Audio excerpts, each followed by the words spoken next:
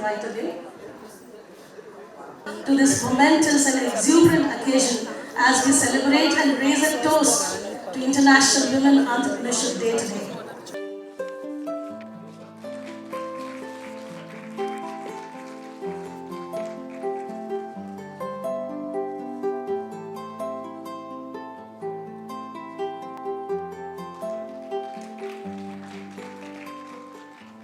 Kindly hand a memento to Ms. Geetanjali Kirloskar. Also request Ms. Uma Reddy, Chairperson, Women Entrepreneur Committee. Okay.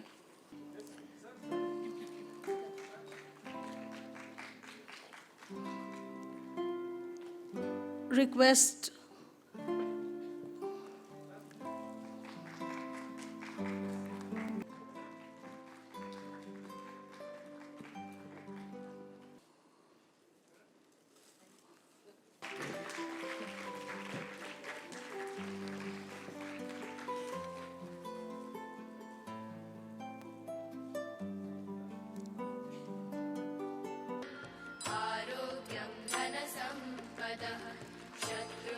as light illuminates, may positive energies percolate our being, and entrepreneurship in general, and women entrepreneurship in particular, grow from strength to strength and by leaps and bounds. Here's to a new renaissance in the space.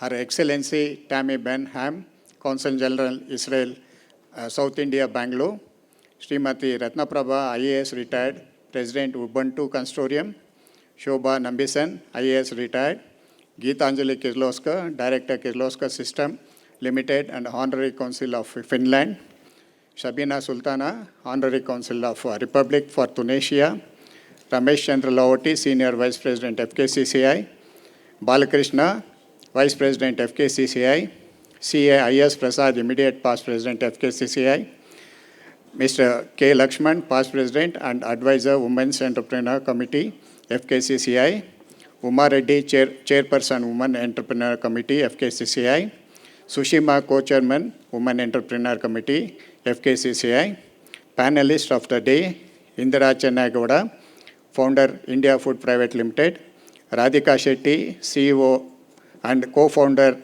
Initiate Cam, Head Sales and Marketing, Wipro, Pari, Bangalore. Pratibha Nakil, founder, CEO, Asteria Software Tech Limited, respected past president, MC members of FKCCI and my colleagues. Woman entrepreneur and representative of various women associations and organizations present here. I welcome you to this event today.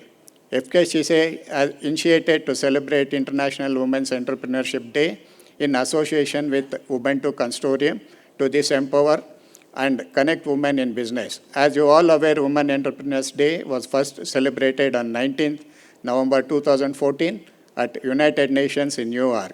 Since then, it has grown as a worldwide movement. When women are elevated financially, communities and countries prosper. It helps to build a global plan to reduce poverty. A positive consensus of the rapidly changing world is that more and more women are launching businesses. When you talk about women entrepreneur revolution, we can miss our Peter Drucker's quote, "The best way to predict future is to create it." Women-led business and entrepreneurs have shown strong financial performance across industries over the past years. More than money management, it is about the utilization and investment of capital earned. Such critical decisions make huge impact on business in the longer run. Budgeting offers a better hold on cash flow even at the time of unprecedented event and financial performance can be sustained while managing capital at the hand in accordance with the essential growth. More women starting the business means they are integrated in the mainstream and their active participation in decision-making has an overall positive impact on everything like education, health, nutrition, employment, and social production. Women entrepreneurs have a multiple effect not only on their lives but also on the family and the society. While you are sharing your growth stories, the hurdles you face, the small victories you celebrate, my humble request to you all is to please inspire the young girls visiting institutions, spend a little on your time with them. We do not know how we'll find the rough diamond which needs polishing. With this, I shall conclude my leave to your celebration. Thank you, one and all. Thank you, sir. You absolutely hit the nail on the head when you said to achieve success, create it, indeed. Now, may I invite Ms. Uma Reddy, Chairperson, Women Entrepreneur Committee, FKCCI, to provide us with a glimpse of her observations about International Women Entrepreneurs Day. Thank you, Prabha. The chief guest for this evening, Her Excellency Ms. Tammy Benham. Our keynote speaker for the event, Ms. Soba Nambisan. Our friend from the industry and the Honorary Consul of Finland, Ms. Geetanjali Kirloskar. Our friend and our partner for this special evening, Ms. Ratna Prabha, the former Chief Secretary, Government of Karnataka and President, UBUNTU Consortium. Our Honorary Consul for Tunisia and a soft heart for women, Ms. Shabina Sultana. Our colleagues from FKCCI, President Mr. Gopal Reddy, Senior Vice President Mr. Ramesh Chandra Lahoti, Vice President Mr. M.G. Balakrishna, immediate past President Mr. Dr. I.S. Prasad, Advisor and past President Mr. K. Lakshman, UBUNTU Consortium committee members and office bearers, Ms. Rajalakshmi, Vice President, Ms. Jyoti Balakrishna's Honorary Secretary, Ms. Lata Girish, the Treasurer, all the past presidents of FKCCI, the pillars of Chamber of Commerce and Industry here who have joined us today, our own managing committee members of FKCCI, and more importantly, and more so, the leaders and the torchbearers of women entrepreneurship, all the women entrepreneurs of all the associations who have joined us this evening for this celebration of International Women's Entrepreneurship Day.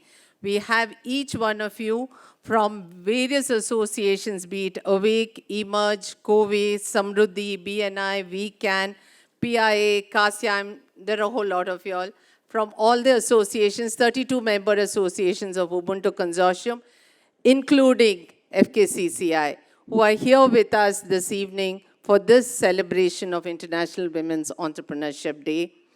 To all the women entrepreneurs of today, the leaders of tomorrow, friends from our network, because we do see a few men here who are supporting women entrepreneurship, and the electronic and print media, a very good evening. Ellargu namaskara. I think it's largely a bonhomie this evening, a celebration of being together. Especially after COVID, we make that extra effort to be here. As much as we'd like to have virtual programs, there are quite a large number of women entrepreneurs who actually reached out to us and asked us, are you having it in hybrid mode? Can we join in virtually? But somewhere we felt that this time we would have it a physical event, and hence the numbers may be lesser as of now, but then we felt that that celebration is needed to wear our saris, to come here to celebrate and to hug one another and to say hi. And I think that's what International Women's Entrepreneurship Day is all about, because that positive energy will create those waves of growth. So the International Women's Entrepreneurship Day was just a reason for us to get together. United Nations declared November 19th as the International Women's Entrepreneurship Day, but I think we must all agree as women entrepreneurs that every day is Women's Entrepreneurship Day. for every woman-owned enterprise. When we are there at our factories, as much as we wear the many hats of running our homes, our commitment to our family, our commitment to social commitments, that joy that we get when we are there at our enterprise, I don't think, we'll be able to even measure it and say anything. So once we are wedded to our enterprise, we are wedded to it for life. And that's how we all run our businesses. And we continue to do so. And that's why it's called an International Women's Entrepreneurship Day. Way back I remember in the 90s, we used to say that 10 to 12% of the enterprises are women-owned. As much as we know, there are a large number of women in the informal sector or unregistered enterprises. That number has grown to be 15% now. We do need gender disaggregated data for it to grow much more and to understand where women entrepreneurs are. Incidentally, I recollect that when I first made my foray into FKCCI, and in 2005, I was the chair for the Women Entrepreneurs Committee. It's come a whole circle when after so many years, I'm back again as the chairman for the Women Entrepreneurs Committee. And also wear the hat of being a co-founder and vice president at UBUNTU Consortium. So with both these, it was just recently at the Global Investors Meet when President FKCCI Gopal Reddy and Madam Ratna Prabha, the president of Ubuntu Consortium, we met, we discussed, and it was just last week we said, let's have this celebration today. And be it, so be it. We had it in just a week's time that we are having the celebration. And then the ball started rolling out. We reached out to our friends from our network, none other than the Consul General, Ms. Tammy, said that I will be with you. And she is continuing the tradition. Earlier, Dana was there for all our women entrepreneur celebrations, and we're so glad that you could join with us today. Thank you, ma'am. We had then reached out to Sabina Sultana, who is also the honorary consul for Tunisia, and in our last discussion, she said, next time I will be there to speak about women entrepreneurship, and she is here today. Thank you, Sabina, for joining us. And we've always wanted to meet an industrialist, and definitely none other than Ms. Gitanjali Kirloskar, who's a great orator, and we reached out to her. We explained to her what we are planning today, and she readily accepted. So thank you very much, Gitanjali, for joining us. And then, of course, we have our panel discussion soon after this with 3 successful entrepreneurs. We have Indra Chanegowda from Indira Foods, who's here with us. We have Pratibha Nakil, who is into IT products and services. And we have Radhika Sethi, who is into engineering. All 3 of them are going to share their challenges and how they overcome it, basically their journey as an women-owned enterprises. So we really thank all 3 of you for having readily accepted. And we have none other than our rock star, Ms. Ratna Prabha, who is our Ubuntu Consortium president, who is going to chair that session and ask all the questions to get the answers and listen to everybody. So it was during one of these discussions with Ma'am Ratna Prabha, I said, ma'am, we need somebody who will deliver the keynote address. And she said, you know what, you should request Ms. Sobha Nambisan to join us, because she's been there with the Women and Child Development Department for so many years, and she's done so much of a contribution. So we talked to her, and she said, I'm not so sure whether I should speak about, I'm ready now, the new age startup entrepreneurs have different things. But I believe that the experience you have, ma'am, will really help us in learning a lot today. So she's going to set the tone for today's session as a keynote speaker. So harnessing the full potential of women entrepreneurs can promote innovation, economic growth, and job creation. Moreover, new role models have come up and sharing their success stories at social and traditional media provides inspiration to many. Together we grow is what we say. The last event that we conducted was Together We Grow in 2021. Today, we are here together to grow, and today we are women entrepreneurs, and all of us going to be the leaders of tomorrow. So look forward to a great session today. Thank you very much. First, I am reading for that Ms. Tammy Ben Ham, Consular General of Israel to South India, Bangalore. Tammy Ben Ham has been serving as a Consul General of Israel to South India since March 2022. She is a diplomat with 18 years experience in the Ministry of Foreign Affairs and 25 years in the civil service. Most recently, ma'am was Minister for Public Diplomacy in the Embassy of Israel in Washington, D.C.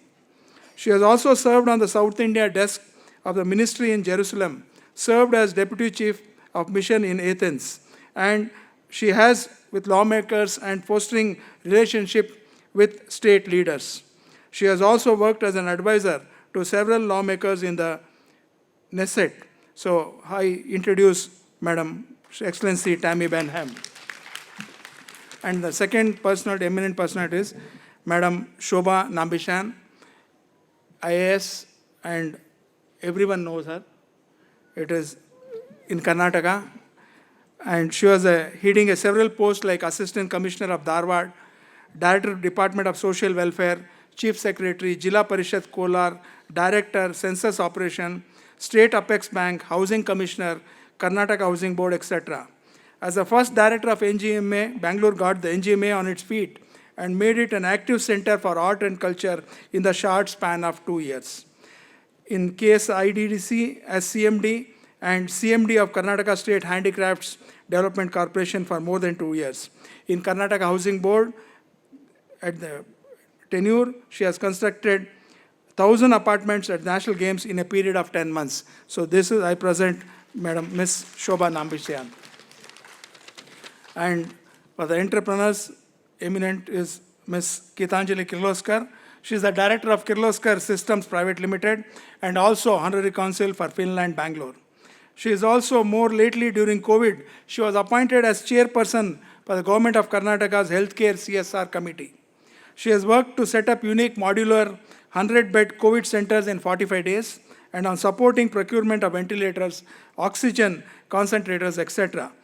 And most what we need, some of them are not aware. So here is Gitanjali Kirloskar made Kirloskar entry into healthcare by setting up Sakra World Hospitals in Bangalore, India's first Indian-Japan JV hospital, 300-bed super specialty. She was the chairperson of Sakra World Hospital. And she was the chairperson of this company of Toyota Shuo Insurance Brokerage Limited. Here I present Ms. Gitanjali Kirloskar. Thank you. Where there's a panel discussion coming up post this, and that is on sharing growth stories. So for that, may I request Ms. Sushima V. Dignitaries on and off the dais, ladies and gentlemen, taking off from where our senior vice president left of taking India to a 5 trillion economy, it is insufficient if you are talking about 12%, 10% growth year on year. If we don't moonshoot the women entrepreneurship to 50% of contribution, how are we going to reach 5 trillion economy? So that's the whole point of having this Entrepreneur Celebration Day today. Quickly, I have the honor of introducing Ms. Shabina Sultana as well. Ms. Shabina is the Honorary Council of Republic of Tunisia, philanthropist and chairperson Creto. Gifted with a rare entrepreneurial skill of multiple visualizing and multi-governing, Shabina came across to all her external and internal clients as an enthusiastic and responsible professional. Her mild-natured temperament tinged with exceptional leadership, perspectives, and qualities make her a highly acceptable force for direction and enterprises. Shabina has an uncanny ability to innovate and convert ideas into reality in over a very short period of time. She has been able to successfully bring to front some of the most challenging professional businesses she was and still is involved in. As its chairperson to co-join international trade, investment, and technological cooperation with several enterprises within India throughout independent honorary Creto advisors. Through Creto's vision envisaged by her, she hopes to empower Indian enterprises by inculcating global business knowledge and awareness, hence becoming the catalyst for growth in a barrierless, technologically driven global market, and help Indian businesses upscale, align, and emerge as formidable players in their respective business segments. Welcome, Ms. Shabina Sultana. Now, this task of reading what Srimati Ratna Prabha ma'am, IAS retired, has been given to me, and I'm too scared to go over this because it is maybe 5 pages long and they've given me only 2 minutes, but however, I'll try my best. Srimati K. Ratna Prabha, IAS, 1981 batch of Karnataka cadre, a postgraduate from Osmania University, in her career journey of 39 years, has an exemplary record in public service, ranging from the social sector to IT, infrastructure, industry, commerce, skill development, and women empowerment. Her services are spread across India, across Karnataka more so, and erstwhile Andhra Pradesh states. She duly retired as Chief Secretary, Government of Karnataka in 2018. She hails from an illustrious family. Her father, Sri Katti Chandraya IAS, and mother, Dr. Vimla Bai, MBBS, MD, Professor Emeritus. In Andhra Pradesh, her contribution towards society include an effective public grievance redressal mechanism, eradication of Devadasi system, national literacy campaign, first IT policy in 2005 and 2010, etc., etc. She also was a torchbearer of Beti Bachao, Beti Padhao Andolan. In Karnataka, she was at the helm of drafting Karnataka Industrial Policy of 2014 and 19, with special features for women entrepreneurs Spark with assistance from GOI, participation in Think Big 2016, the world's largest women entrepreneurs conference, which boosted the morale and confidence of women entrepreneurs across Karnataka. Many are successful entrepreneurs now. Post-retirement, she was appointed as chairperson, Karnataka Skill Development Authority, which paved the way for spreading skill initiative across the state under Skill India. And we all know about UBUNTU, which has about 21,000 members with an objective of promoting women entrepreneurship. Recognizing her contribution to the society at large, we at FKCCI have honored Srimati K. Ratna Prabha with Lifetime Achievement Award. Thank you, ma'am. It's an honor for us to have you here. Thank you so much.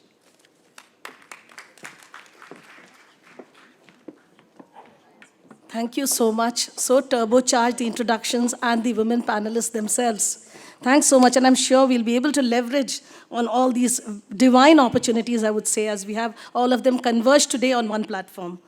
On that note, moving on next, I would like to invite Ms. Shobha Nambison, IAS retired, to address the keynote, deliver the keynote address. Over to you, ma'am. Dignitaries on the dais,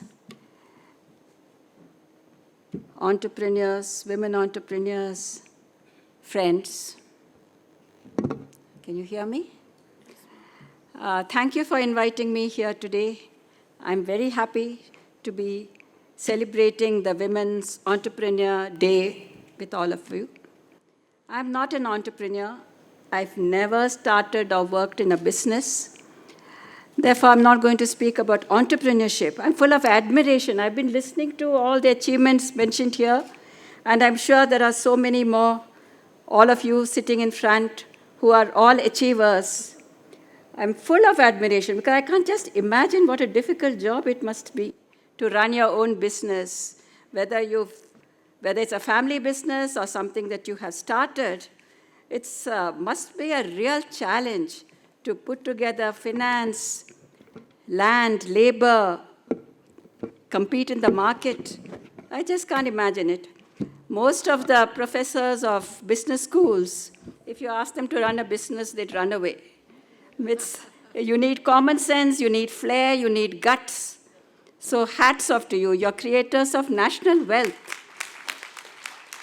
You are giving employment to so many, and many of them will be women, which means you're change agents. You're bringing about change in families. You're helping in the education of children.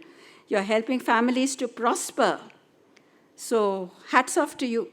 I was wondering what I could speak to any of you. You are already empowered women. I cannot speak about business. I cannot speak about entrepreneurship. So I thought I would speak about empowerment. Empowerment of women, particularly. The dictionary meaning of empowerment is that it is the process of becoming stronger and more confident, especially in controlling one's life and claiming one's rights. The important words here are, I think, process and control. Empowerment is a continuous process. It can never be complete, whether for men or for women. For women particularly, it has been a long and arduous process. It is not only Manusmriti which has said that a woman can never be independent from cradle to grave. All over the world, throughout history, women have been under the control of men. They were not given the rights of education. They had no property rights. They were subservient. They remained powerless. And obedience and subjugation were extracted through violence, both at home and outside, and through the dictates of religion and tradition.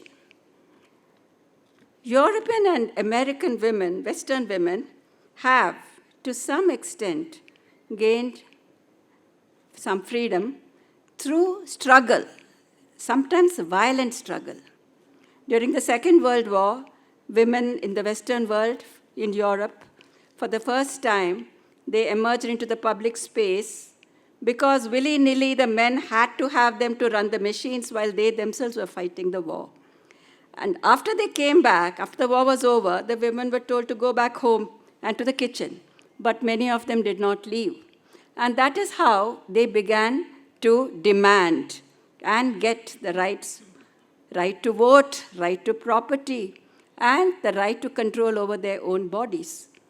How precarious that right is, one can judge by the recent judgment, the recent order of the US Supreme Court, which has said that, has denied women the right to abortion, even in the case of the rape of a minor child.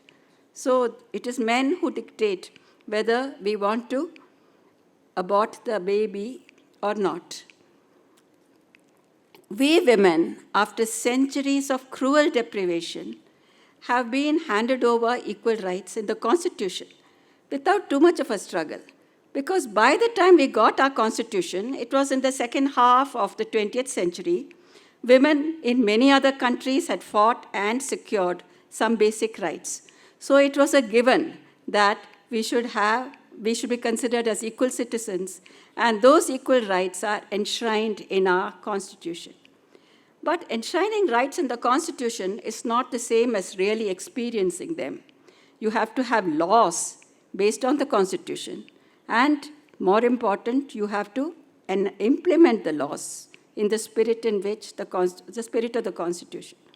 So men and women I would say, and some men have struggled in India too for years and years to get such laws enacted. The laws are enacted by the people we vote into parliament and to the assemblies, state assemblies. Most of them are men. Even to give 30% of the seats to women has not yet happened. And the interpretation of those laws are by judges of the various courts, most of whom are men and who have their own biases and prejudices. Let us understand that it is very comfortable for men to restrict women to the house and the kitchen. It keeps women dependent and ignorant. It makes them look up to men in admiration. It is only when women started studying and going to work, entering the public space, that they realized that they have the same capabilities as men. It is that confidence which enabled them to demand that they have control over their own lives, that they should decide whom they should marry, when and whether they should at all, and what work they should do, and how they should spend their money.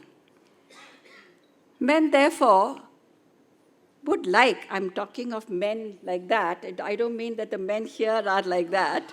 I'm talking in general of what has been experienced.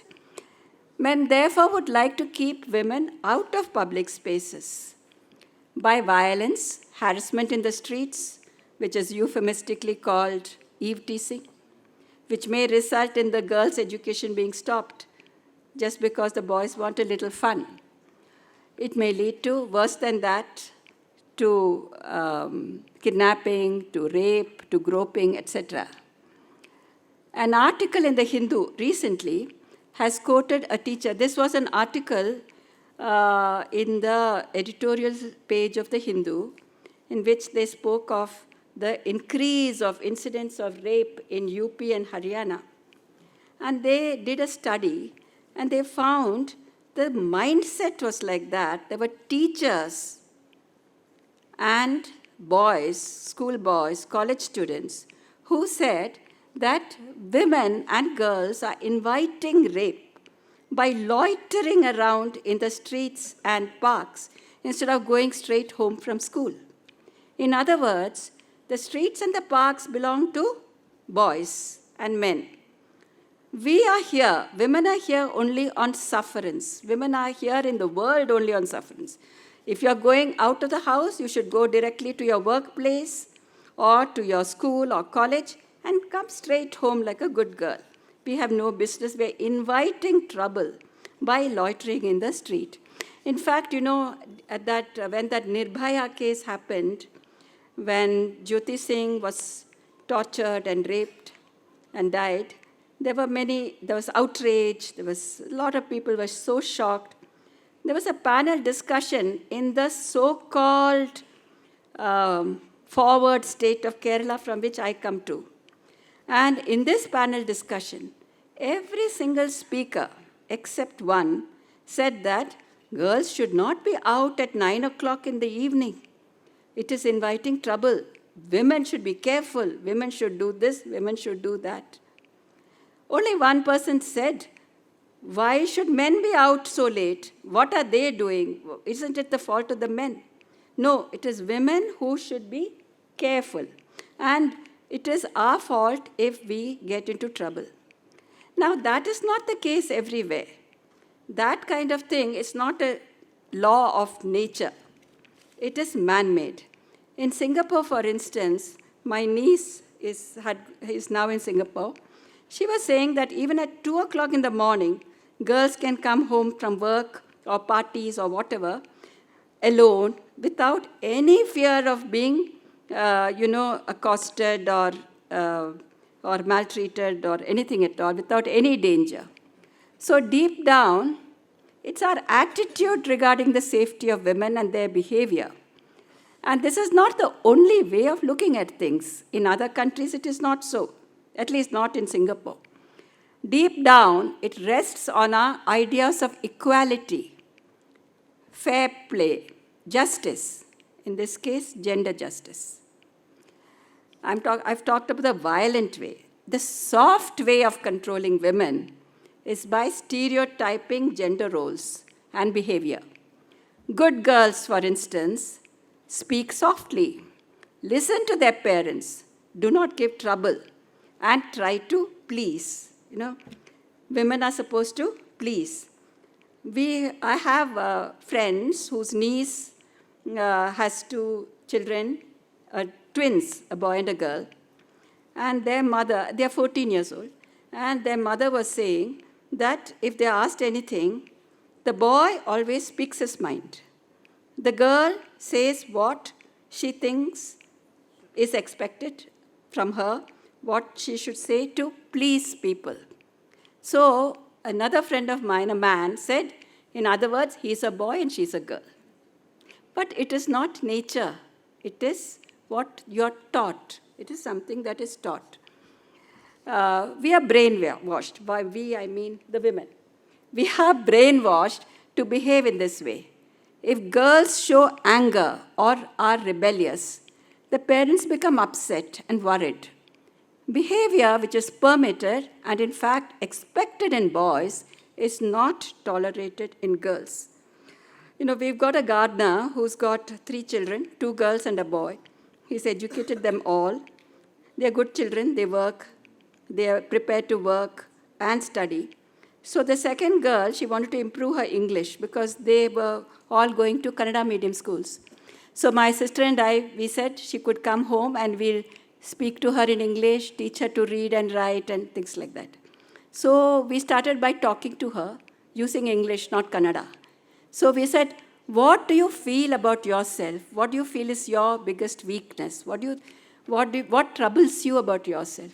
She said, my anger. So we asked, why? What is your anger about?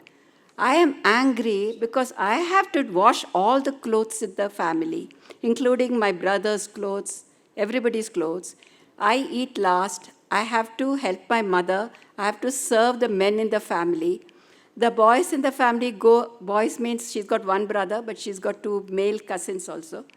They, as soon as it's morning, they'll get up and they'll move out, go for a walk. I would like to go for a walk, but I have to roll up their mattresses. I have to wash their clothes. It's not fair. I feel angry. And my parents are worried about my anger. So we told her, we can't do anything much about solving your problems in the family, but we'll tell you one thing. You are not wrong to be angry. You have a right to be angry, and it is natural that you should be angry at this state of affairs. She felt much better about that. So girls are not supposed to be angry. But even if we are raised in loving families and encouraged to study and so on, we have all, I think, been subject to this brainwashing from our childhood. And it has, to a great extent, governed our subsequent behavior at work and in private life. I know this is true of me and perhaps of most of you. Even though you are entrepreneurs and doing so well, I know that there have been several occasions when I wish I had been more assertive. We should introspect and recognize this, and at least when we raise our daughters and granddaughters, we should encourage them to stand up for themselves and to be assertive, to speak their minds and not try to please. It is only then that we can demand fair treatment as our birthright. Nothing is gained without a struggle. Look what is happening now in Iran, where young people, especially young women, some of them children, are losing their lives, struggling to demand equality. Finally, empowerment begins in the mind, as do hopes and dreams. If we go into our minds and think that we have a right to be born, we have a right to be here, we have a right to education, leisure, fun, to decide how we dress, etc., we can pass on the same message to our sons and to our daughters. Even as we have equality as our goal, I would still like to think that women are a little different from men in some things, in the sense that they are kinder, gentler, have more compassion, etc. But I am not sure that is true. In courage and intelligence, there is no difference. But are women really more different from men in love of power, in egoistic behavior, and in ruthless competitiveness? If we are given the opportunity, that may not be so. While striving for control over our own lives and for an equal and fair world, let us not make the mistake that this can be done only if we emulate men. We can do much better than that. Let us strive deliberately and consciously to be assertive without being aggressive, to be confident without being domineering, and to achieve success in our endeavors through cooperation rather than competition. Above all, let us link hands with other women and support one another. To isolate women by keeping them within the family and pitting women against each other through such sayings as the worst enemies of women are favorite male strategies for domination over women. The way to defeat this is for women to unite and help one another at work and leisure activities. This is already happening to a very large extent, like you are doing, or there are so many women joining together to go on pilgrimages, to go on fun outings outside, to when you go to any lecture or concert, most of the audience is women. Most of the questions asked are from women. So women, and they have long telephone conversations with each other, bonding together, bonding families. They say that the happiness that a man derives is mainly from his wife. The happiness that women derive is from their girlfriends. I'm bringing this, this is the last part of my talk. I'm so happy that the associations of women entrepreneurs have come together under the umbrella of Ubuntu. I don't have to tell you the meaning of Ubuntu, that will take a little more time. There's a story, which I suppose you know, about, it's an African word, but it means that one for all and all for one, there is no question of separation. So you have this UBUNTU Consortium of women entrepreneurs. That's a great thing because that is the way to move forward.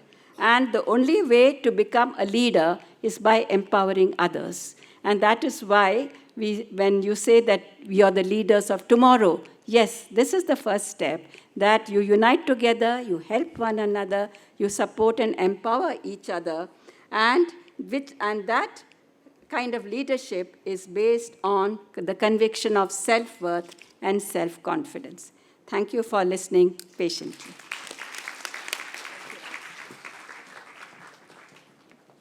To begin with, thank you very, very much for inviting me here. It's wonderful to be in a forum that celebrates women entrepreneurship.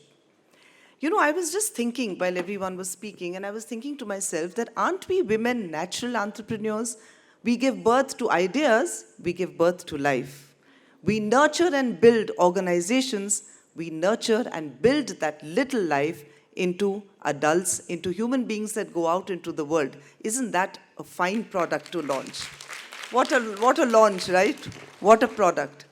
Women entrepreneurs also, you know, when you're a woman entrepreneur yourself and you have experienced empowerment, you have experienced financial independence, you also naturally inspire the other women around you, your daughters, maybe even the maid in the kitchen, your sisters, and you are wonderful mothers-in-law, because you will understand that that little daughter-in-law that comes into the family needs to also be empowered, and you will encourage her. Perhaps you might even offer her a partnership, free, isn't it? Joint managing director. I don't know how that will work. So, you know, I was also, all the businesses, whilst most of the businesses that I took part in, or I led or drove or built up, were part of our industrial group. But they were also businesses that I started myself, because they were not typically part of the traditional chain of businesses that the Kirloskars did, which is advertising, cinema, medical, hospital, etc. I faced some challenges, and I think you might face the same. The biggest challenge I faced was scaling up. When you start an entrepreneurial business or an industry, a point comes when you have to scale up. Because if you don't move up, you will flatten and then you will start moving down. The biggest challenge for me was not my intelligence, my hard work, or my ability, or the finances, or the performance, or the success of the business that would. The biggest challenge was, how am I going to balance my home, building up and scaling up my home front with scaling up of the business? Because believe me, you know very well that women as entrepreneurs, we have to do everything from scratch, everything. And that's the hard, it's not a 9-to-5 job where you get a salary and Sundays off. There's no Sunday, there's no Monday. So you really have to work at it. And when you are trying to scale up your business, your home front has to be balanced. That for me was a big challenge. And I think that's where a lot of women entrepreneurs tend to drop out. What I want to say is just hang in there, hold on firm and tight, and see and demand and command support from the rest of your family. Manage. You know how you manage business, you manage an organization, you manage diversity in the workplace. Just manage the frustrations, the demands, the challenges on your home front, but don't give up on building up and scaling up, because only when you scale up are you going to really reach the height of your success, and that is when you will contribute larger to the entire ecosystem, larger to the economy, because you'll be big, then you contribute big to the economy. So this was a very important aspect of my learning and a very important challenge. One other little thing, I don't want to speak for long, but I'd like to leave you with this very important thought, that we are in an era where corporate governance is very critical, where today businesses are being judged, even employees when you recruit are largely looking at an organization that A, enables and recognizes and rewards diversity, that recognizes women empowerment, so women who come and work for you need to, that will happen naturally because they see a woman entrepreneur who's a leader. But even more importantly, a lot of people will be looking at an organization that is clean. So, you know, when you're an entrepreneur, and again, this was a challenge I faced, sometimes you want to speeden up things because you know that government bodies and organizations take a long time to clear a paper. It goes from desk A to desk B to desk C. And it's frustrating because as women, you know, there is only that much time that we can spend on it because we've got to rush and do a lot of things at home. And whatever we may say about gender equality, the fact is that a woman is required to be on the home front, very, very active, because she's a builder and a creator there as well. So that point, sometimes you want to give in to a bit of dishonesty. But my request to you is don't, because as entrepreneur means you're starting up something. So if your foundation isn't ethical and solid, then you will have a lot of problem following corporate governance in the future as you build up your organizations. So I just want to leave you with these two thoughts. There's a last little thing I want to tell you. It's very important for women to spend some time on themselves. So don't feel guilty. Don't worry about guilt alleviation if you take that 1 hour out for yourself, because don't worry, but don't forget you're building your home and a very big business. So go to the beauty parlor, look beautiful, wear a nice sari, spend some time in matching the blouse to the sari, spend that extra 1 hour, who cares?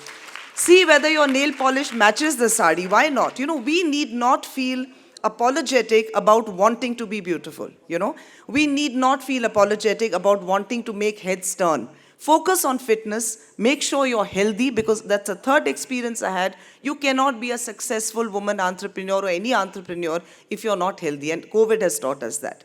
So focus, don't feel guilty in spending time on yourself. There's nothing wrong, you're not less of an intelligent entrepreneur if your lipstick matches your sari. And on that happy note, on that very positive note, here's to all women entrepreneurs, here's to the immense challenges they face in balancing life and home. Here's to each one of you building up your individual businesses to make impact both social and economic. And here's to you all being very beautiful women. Thank you. That was the quintessence. A very big round of applause for inspiring us all. We next have address by the next guest of honor, Ms. Shabina Sultana, Honorary Consul of Republic of Tunisia. Over to you, ma'am. The floor is all yours.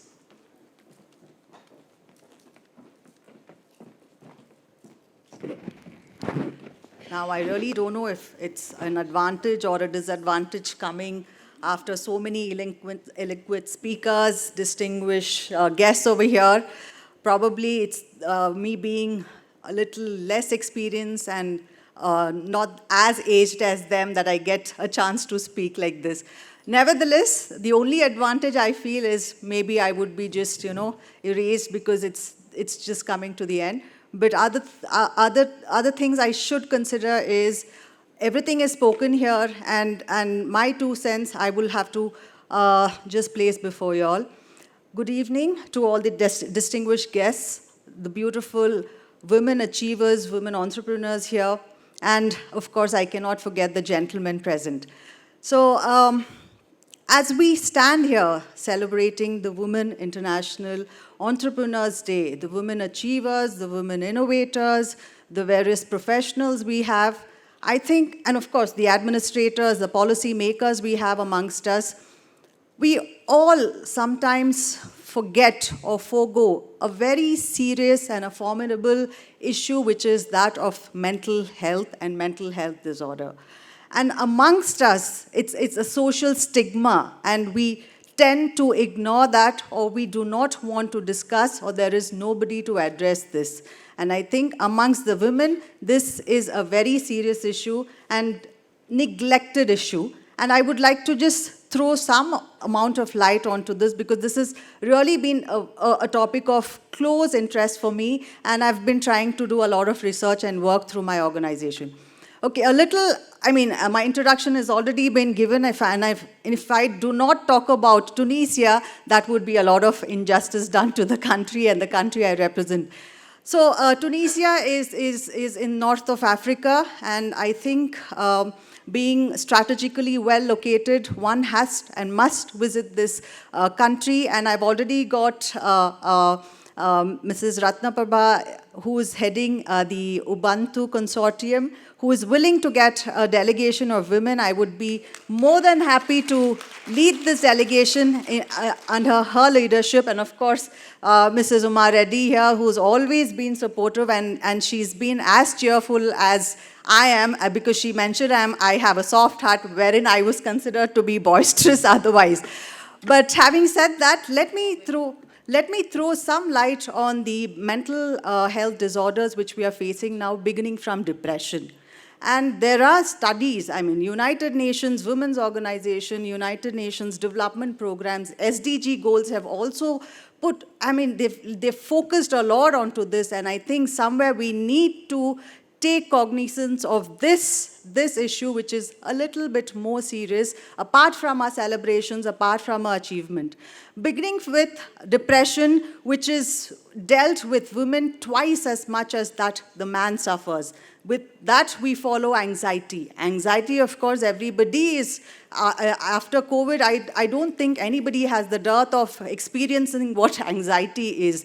Again, we experience more in terms of men, with which we follow the traumas. What are the traumas? Women in this society or globally undergo a lot of disturbance in terms of violent crisis, in terms of displacement of homes, in terms of facing family issues, in terms of violence faced by them, in terms of crisis where food is a scarcity, poverty, name them. So women has been a lot more vulnerable in terms when compared to that of man. And with that, we have what is called as the post-traumatic stress disorders.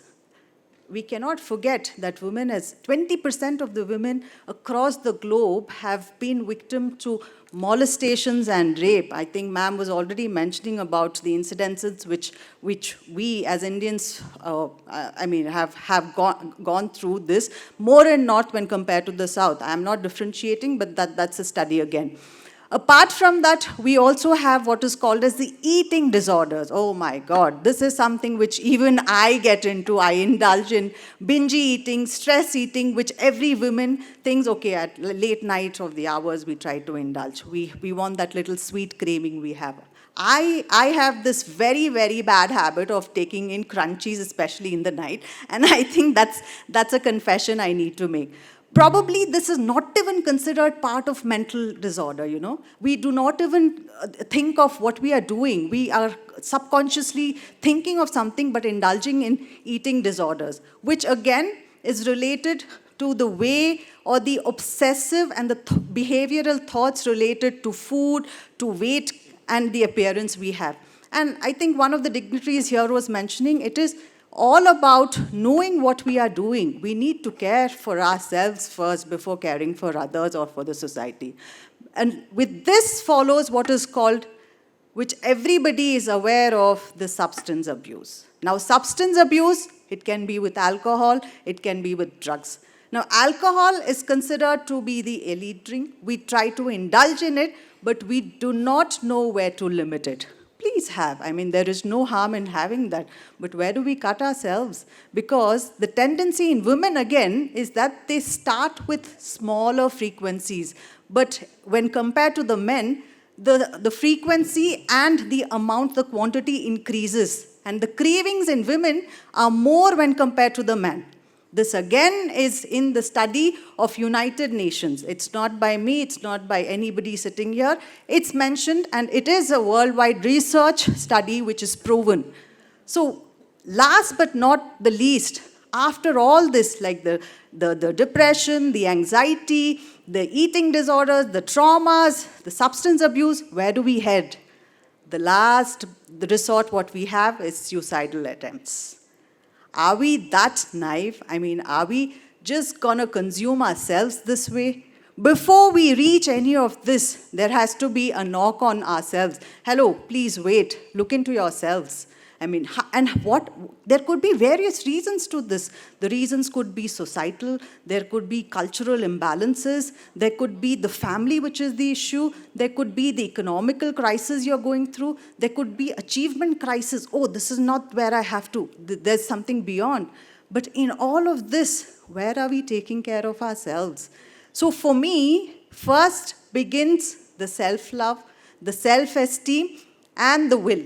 I think these are the three magical words which everybody, including not only the women here, even the men, it starts from here. It begins from within yourselves. And if you have all of these three within you, you can conquer the world and you would be the achievers, even if you have not reached there.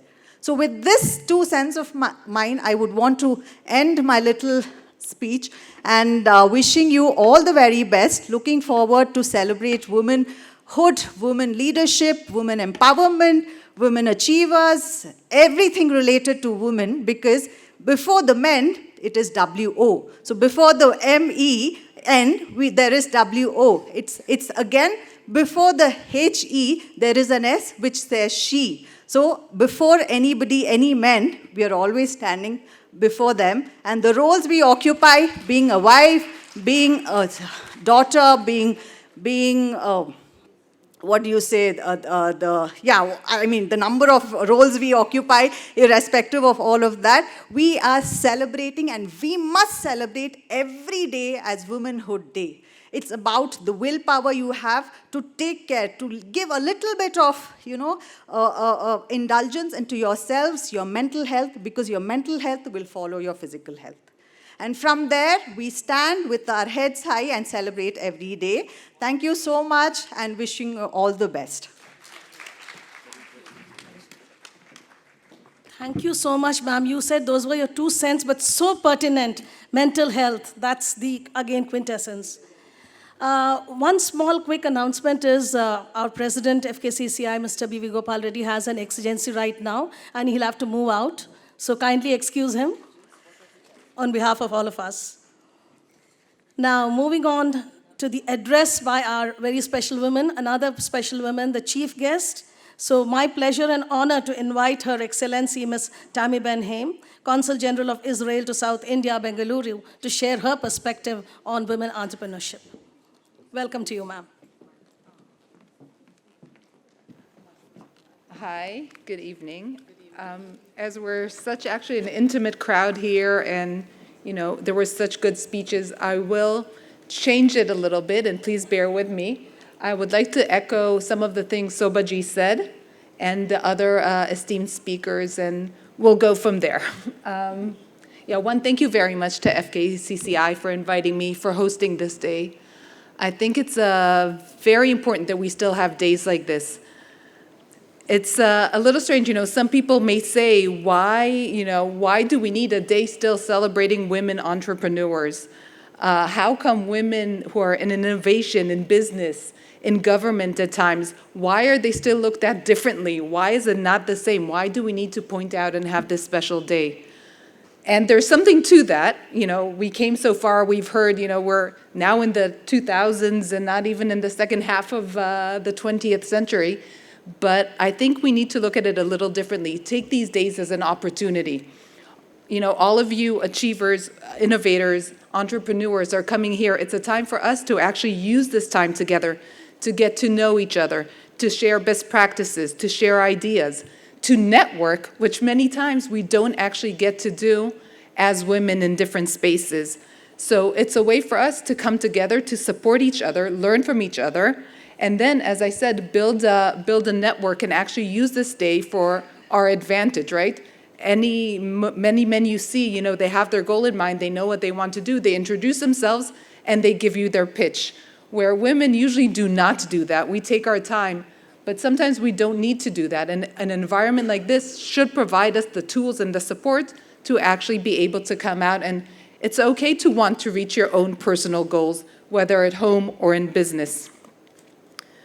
So as I said, there's been improvements, but these improvements are still, they're not all there, and we're not always equals. And at times we're not let into the inner circle. And even if we're doing very well in our business, in our industry, in our organization, we won't be the ones, if a job opening becomes available, we won't be the ones to be able to push another woman into that position. At times we're still not in those circles, and it's the men who will get their guy in, and not us. And it's a little strange because, again, it was mentioned, I'll just repeat it very quickly, it's contrary to the reality on the ground, right? It's most people who are in charge of households or in charge of children of the next generation are women. Most people who are in nursing and healthcare are women. Most teachers are women. Many of the micro farmers we know, many of the micro business owners are women. And there are many studies that show, and this is also interesting, that agreements between nations, negotiations, even peace agreements that are negotiated with female participation are much more likely, and hugely so, to be adhered to and to be followed even 5, 10, or 15 years later. But still, we are not at that table. We're still battling for our equality. We're still battling to get that seat at the table, and days like this are very important to still remember we've come a long way, but there's still a very long way to go. And there's also good things, right? The Israeli government and also other Israeli organizations, a bit like in India that I've seen so far, have understood the potential and the interest to the entire country to invest in women. And again, just to be, it's very important to have women educated, engaged, be part of the academic, part of the business, part of the science world. It's good for these women personally, but it's good for society. If you ignore or belittle 50% of society, what kind of society are you? So we have many programs these days that loan money to micro or small or medium businesses, specifically run by women. I think, again, in Israel, like in India, 90% of our economy is based on small and medium business. So it's, they were correct to highlight this. We also have special international programs, including here in India, to promote both women farmers and women leaders. And actually, on Thursday, I'm going with my team to Tali. We have a center of excellence where we're doing a special program for women farmers.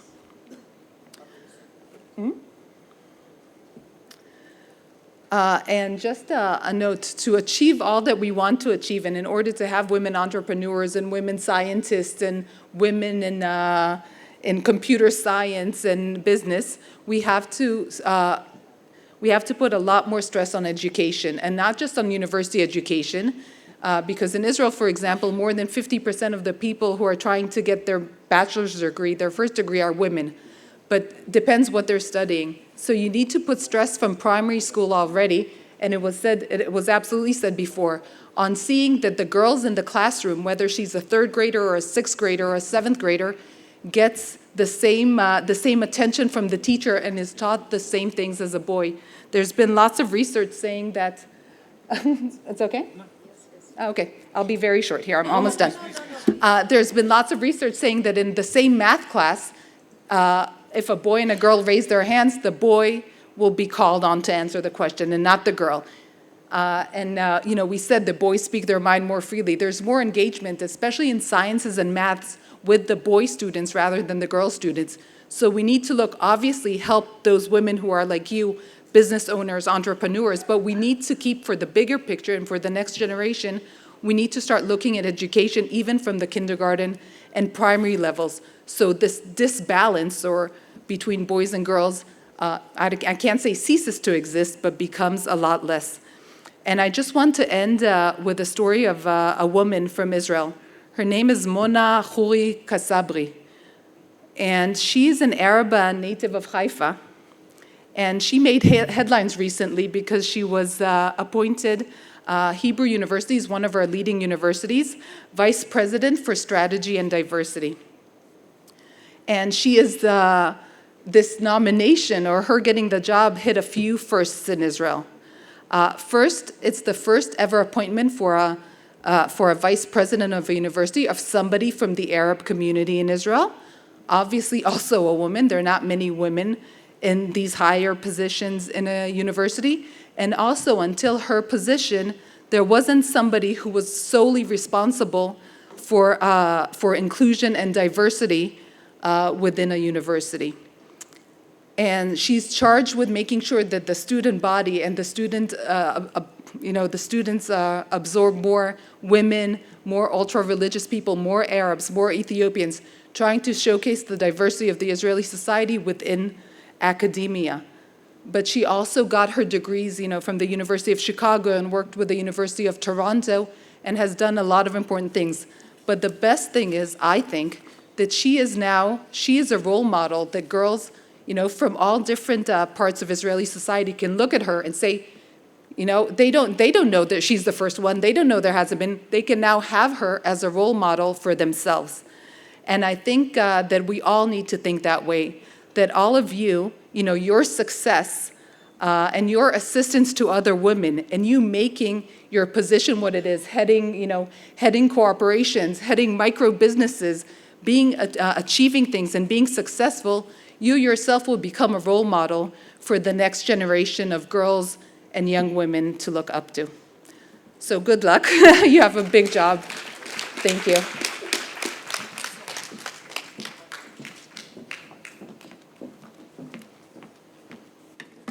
Thanks so much, ma'am. Those were pulsating echoes and inspiration. So that brings us to the close of the first part of the program. Thank you each for all the echoes that you have shared out here. So as we now set up the floor for the panel discussion, we'll just take 2 or 3 minutes. So I would like to know if the SBI representative is around. Mr. Lalit Kumar Amudala. Are you around, sir? Good evening, everyone. See, we are from our administrative office, which is just beside this building. We sit at our 6th floor. So we represent around 240 branches in Bengaluru. And our main focus today is to explain the products which SBI is giving to lady entrepreneurs. So we have many of the schemes wherein we can fit lady entrepreneurs who want to start new businesses. But mainly we want to discuss what government type of schemes which are giving to lady entrepreneurs like Stand Up India, wherein we give 1 crore of loan support with minimum collateral and minimum margin. This particular scheme. Yes. Now, one scheme is there, that is the Stand Up India, who is going to initiate in the first time. That is the Stand Up India scheme. It is for up to more than 10 lakhs and up to 1 crore. Even for Mudra also up to 10 lakhs, you can contact any nearby State Bank of India branches for details. After all that, if you want to meet anybody in a State Bank of India, in at least at a nearby branch, means Mysore Bank Circle is there. You can contact Mr. Guru Prasad there, AGM, who is representing State Bank of India. Thank you for the opportunity, giving me opportunity. Thank you, one and all. Thank you, SBI team. As I said, there's a table that they have set up outside this hall. You can interact with them after this program. So coming up next is the panel discussion, which all of us are waiting for. Sharing growth stories, that's the nomenclature given to this panel discussion. And for this, may I request Srimati Rajalakshmi ma'am, Vice President, UBUNTU Consortium, to introduce the panelists to this August gathering. We have with us Madam Ratna Prabha, former Chief Secretary, Government of Karnataka, now the founder, and president, the person who conceptualized this whole thing about Ubuntu Consortium.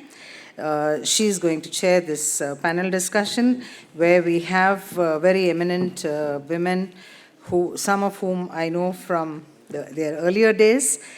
We have Ms.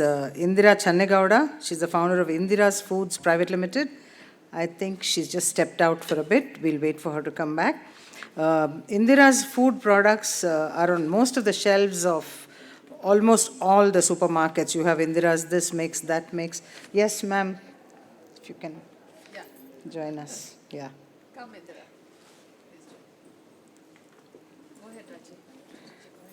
And then we have, she's going to talk to us about her journey, which I'm sure is going to be as inspiring and, tasteful as the products that she markets. And we have Radhika Shetty, CEO and founder, Insight Cam. Radhika, can we have you here? Yeah. She's head sales and marketing, Wipro, PARI. Is it Pari? Or Pari, Bangalore. So she's one of the members of Emerge, an organization, one of the founders of Emerge, an organization which we started about 14 years back.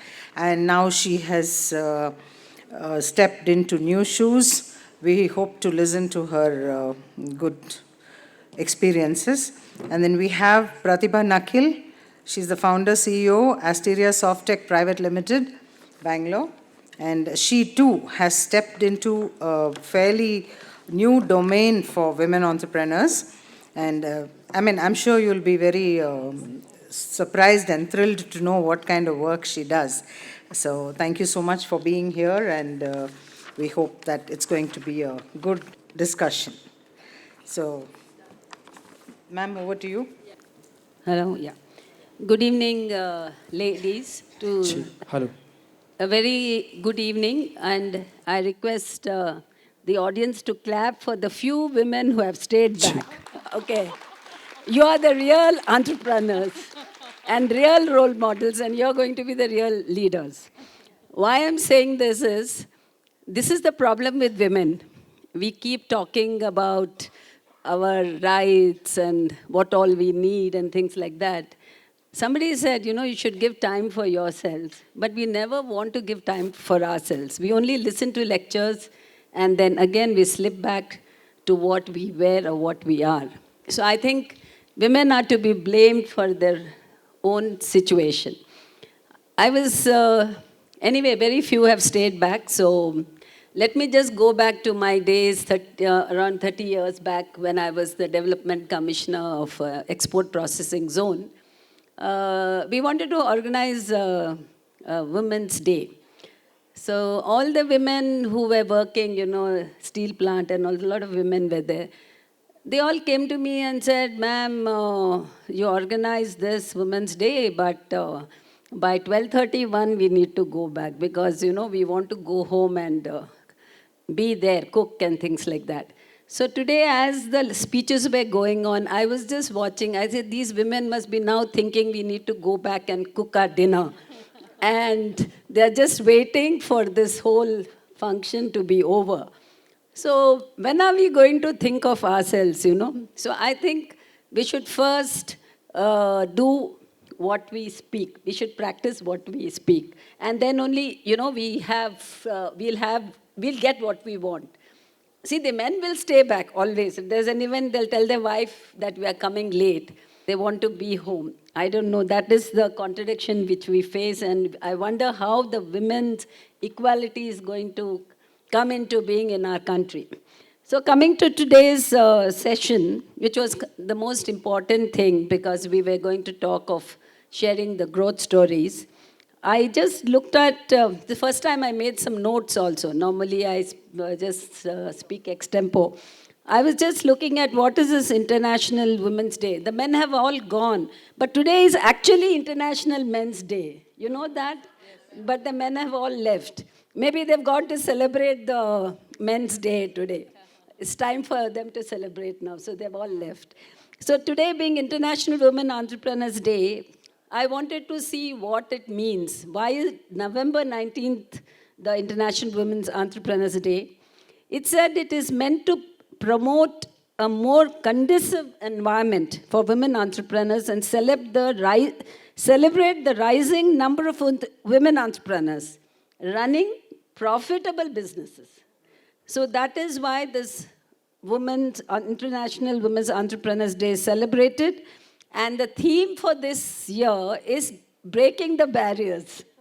And we have very few women here who have broken the barriers and stayed back and asked their family members to fend for themselves for the dinner, or maybe they've cooked the dinner and come, or they will rush back and do something. But congratulations to all the women who are here to break the barriers. The theme is breaking the barriers. Now, next point is just a quick one. I was just seeing the number of MSMEs in our country. Just 4 lines, Uma. 63 million MSMEs are there in our country, which account for 45% of industrial production and employ 110 million persons in India. Out of that, somebody, I think Uma said, or somebody said we were 12 or 13, but the statistics now is 20% of them are MSMEs. Okay, and most of the women who do business, do online business and home-based business, and this is the time for our government to encourage women entrepreneurship because this online thing has picked up after COVID. And somebody talked about our Prime Minister's vision of having a 5 trillion economy with a growth rate of 8%. And if only 20% are women, if we increase it to 50%, somebody also mentioned it, we could achieve that 5 trillion very, very fast. At present, we are growing at 6%, 6.5% or something like that. So this is the time to focus on women employment and women entrepreneurship. We've been all talking of it, but sadly, it's always not, I can't use the word stepmotherly because mother is again a woman and mother is a very sweet person, so we can say stepfatherly treatment for women entrepreneurs. Sitting in FKCCI, I don't want to, criticize or feel jealous of FKCCI, but as a president of UBUNTU Consortium, I really feel very jealous of FKCCI because when they go to government and tell the chief minister they're conducting an event and they are given 5 crores on a platter. And when we go that UBUNTU Consortium wants to do an international event for women entrepreneurs, we are given 5 lakhs not on a platter. So that is the fate of women entrepreneurs. We need to struggle and struggle. So here are 3 women entrepreneurs who have, crossed all barriers and become successful. So I wanted all of you to listen to their success stories. I'm sure all of you are also successful women entrepreneurs, but today we have only 3 here. So I have with me now Indira Channegowda, Radhika Shetty, and Pratibha Nakil. So I've just framed short questions for them. So first one will go to Indira. I'll read out the questions and all the 3 of you can answer. Basically, I've just mentioned that women have all the disadvantages. That has been spoken. I don't need to repeat the disadvantages all of us have. But when you go to school or college, your parents want you to take the traditional path of being a doctor or an engineer or a lawyer or a teacher or a homemaker. But when suddenly you told your parents or after your marriage told your husband or your in-laws that you want to be an entrepreneur, what was their reaction? Or what made you to take up the entrepreneurial path, which is so different than the traditional path? Can you just say that? Actually, from the very young age or in my college days, I wanted to have my own money, spend my own money. It's not that there was a lack of money with my parents or nothing like that, but somehow it was there in my mind all the time. Actually, I used to we had a earn while you learn scheme in our college, in Maharani's college. So we used to do some work, maybe in the canteen or cutting the tickets or like that. And from there, from then itself, I was more on this sort of thing. So like that it went on. So when it came to a marriage, uh, I wanted to start something then also. Then I was discouraged from my, actually from a senior member of a family that she should not start anything because it will, she cannot get married if she gets into business or anything. So I was backed up. Then again, after marriage, I have to spend a lot of time, I mean, with the family, with the children, like that, time went on.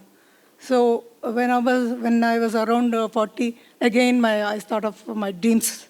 I thought I will have to achieve dreams. So I started again, I worked on some, because I had a training not training, actually I knew everything about printing and all. So I wanted to start up a printing press. So then again, I needed money. I went to so many banks. Nobody encouraged me. They said, be happy with your family and the children. Why you want to take up all this? So I was backed up. And actually, my father was very supportive and he was able to give the collateral security. And actually, I had the project report, everything. And by then, again, the senior member of a family, she said, no, she's going to leave you pauper. Don't encourage her. So they brainwashed my husband. My husband was neutral. They brainwashed everybody. And they said, again, I had to suffer. And my husband took a transfer to avoid me from that. so it happened like that. And my journey again, after 4 years in Mysore, we were in Mysore that time. My husband was an engineer. He is retired now. Then after 4 years, I came back. I did not let my dreams die. Again, I started working on that. And meantime, I attended EDPET awake. That gave me some confidence in me. So I thought I will do something. And that's how I started to enter into business. Actually, I didn't know anything about business or any technical knowledge or any training in that line. Only cooking, a normal cooking housewife. Then I said, I'll do with that only. So the thing I selected was my mother's recipe. My mother used to make ragi urit. I think many of you know. Yes. So that traditional food, I thought of let it be one of the products.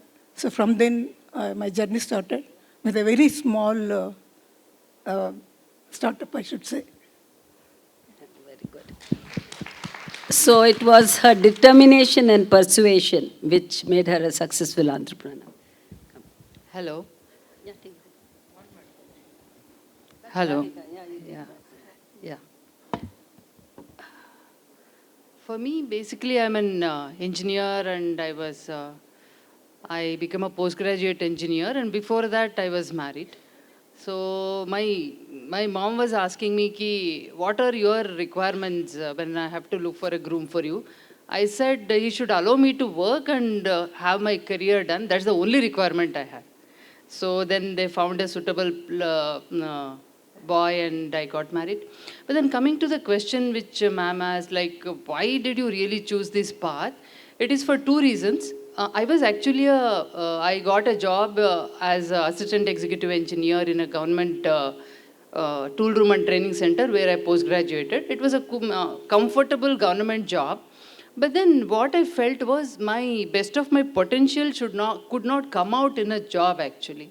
So the space for expression was not there.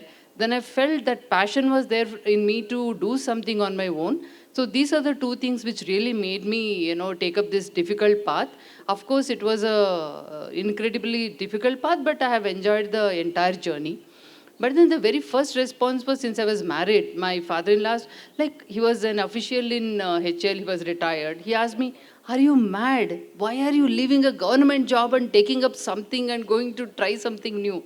I said, well, that is what I want to do. But finally, they all supported, and I could really have a very good enterprise. I brought up an enterprise, and finally, we merged with Wipro.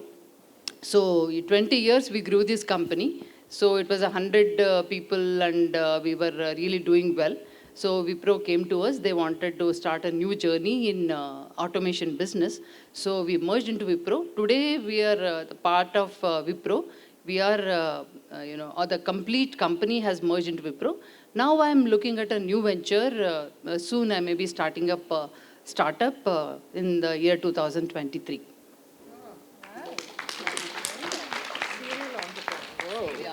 I know.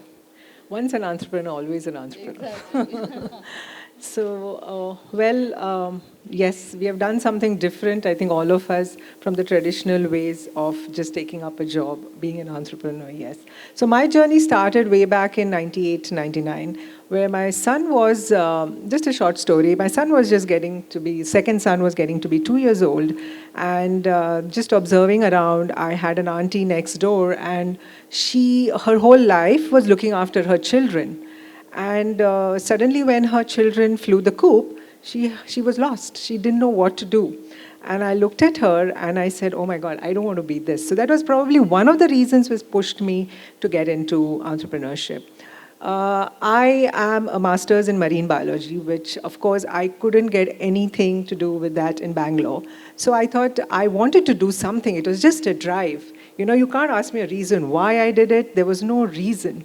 But I just had a drive to do something, so I looked around. I remember I went for a program in Awake, and that was the only, I think, women's organization then which was very active.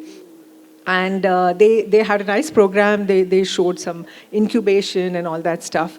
That, of course, didn't attract me, but it taught me a lot about entrepreneurship.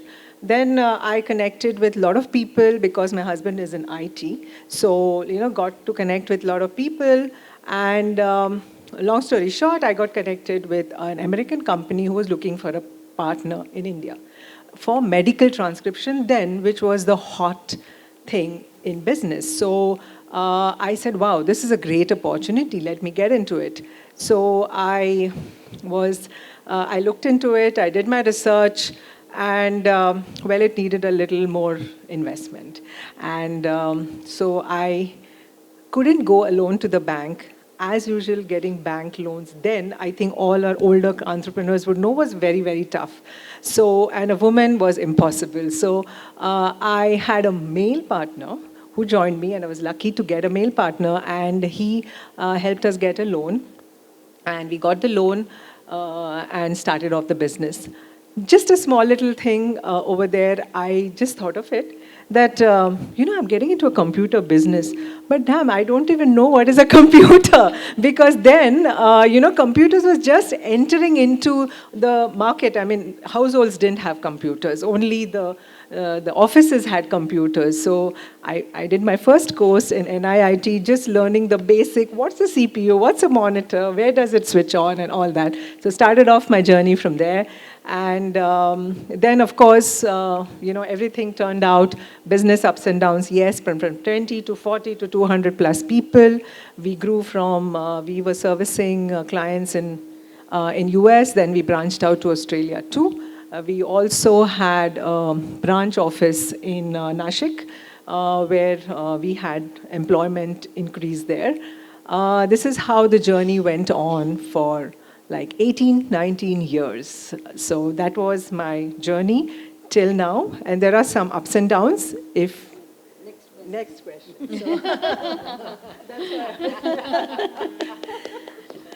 So that is the thing, I think we got it from them. One is that one has to have the passion for something, doing something different from the routine job.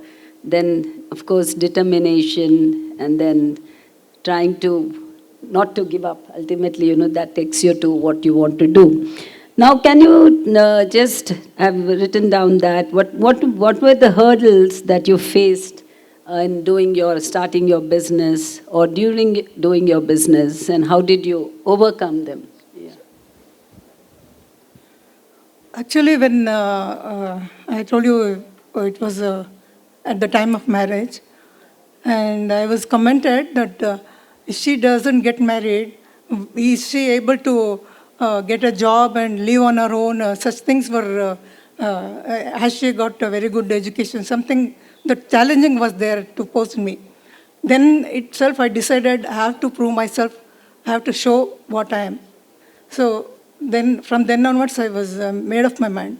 So the hurdles I faced was, this was one, and later about the bank. And after that, when I started, I had a lot of objection from my mother-in-law and everybody. They said, being an engineer's wife, why should she do this pickle and pop-up business? And why should you earn this and all? It's a shame for us, because my father-in-law was a very great person, like, a chairperson and Patel, like that. So my husband is from a village background. So they all felt that what I'm doing is very shameful. I shouldn't do that. And it went on like that, and everybody was pulling my hand. She has started business. She's going to fail. Business is not for women. Such things were posed on me, but I didn't give up. So I have to face all the problems. And when I was doing this product, the marketing was a big challenge. And my business was food industry. So when I took it to the shops and tried to place there, they would ask me for higher margin. So I have to take there and keep there and come back.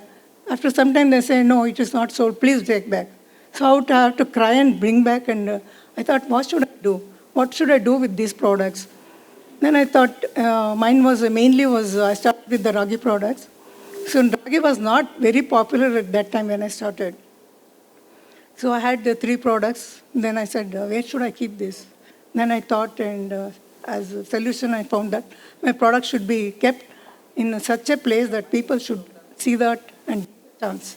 So there, after a place, I kept it in I found that people started seeing that product. They gave a chance, and suddenly it picked up. That was one hurdle I faced. So I came over that.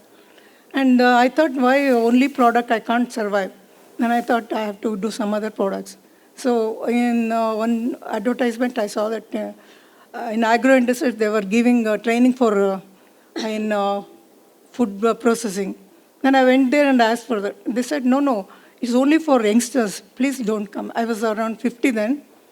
They said, no, you can't get into this. You cannot, we can't take you. With a lot of struggle and going to the higher authorities, I was able to take up that and got trained in that, and I was able to add more products, and that was one more thing. And again, facing such problems for hurdles, I should say. Very good. Ma'am, I should tell you, I'm one of the fans of your product, Huri Hittu. Yeah, it's a great product actually. Yeah, it's really a wonderful product actually. Well, I mean, coming to the hurdles, just like all of us have faced, no? Banking was the first hurdle when we started this enterprise. Okay, even before that, what I would like to say is, before starting any company or business, one should really have a business plan in place, and one should really know what exactly is the process of going through the business. I started my business without knowing that. So it was just the passion. So my mentor in a later stage was telling me, you're half entrepreneur. Why you only have passion, you don't have a plan, you didn't have a plan. So no entrepreneur should start like that. If I have to walk the path, then I would do it in a different way. So the hurdles what I faced was, first of all, the banking. Ma'am was lucky, at least her father, gave her collateral. In my family, nobody gave. No, she had no collateral. You didn't get? No, by that time I was married. Okay. She was discouraged by her mother-in-law. Right. But in my case, yeah, family was not ready to, give any collateral. Don't ask for any collateral. Go and do whatever you want. Don't ask for any security and all that. Then finally what we did is, myself and my friend, we were 3 people who started this business. So then we said, you give all your LIC policies. Okay, they did not mind giving us the LIC policies. We collected from all our in-laws and parents and everybody about 3 lakh rupee worth LIC policies. We took NSCs and LIC policies, and I raised a loan of 2.5 lakhs. One of the manager he was like floored because of our passion, not because of anything else. He was kind enough to sanction that loan. It was a 2.5 lakh rupees loan to buy a software, because we started in training of CAD/CAM software, first time in Karnataka. We really grew very well, and then rest of it is history. We then grew up to be a 100 people company with a 15 crore turnover and all that. We diversified into robotic welding. We made our own assets, and then we had built our own team. But it took us a very long time to reach over there. If you really start with the right size and the right plan, then definitely you will be able to reach your goals much faster.